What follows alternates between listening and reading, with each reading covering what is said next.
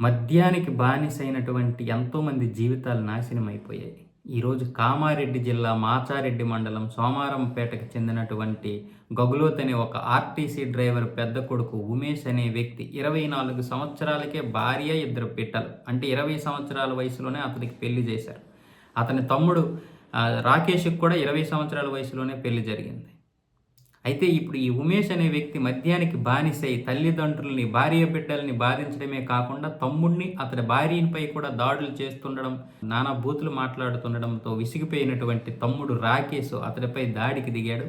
అతడితో పాటు అతని చిన్నాన్న కొడుకు ఈ లక్ష్మణ్ కూడా దాడికి దిగాడంట. వీళ్ళిద్దరితో పాటు మరో ముగ్గురైతే వాళ్ళకి తోడొచ్చారు. ఏంట్రా ఇది కరెక్ట్ కాదు కదా ఉమేష్ అని మాట్లాడితే వాళ్ళపై బీరి సీసాలతో దాడి చేశాడట. చివరికి విసిగిపోయినటువంటి వారు అతనిపై దాడి చేశారు.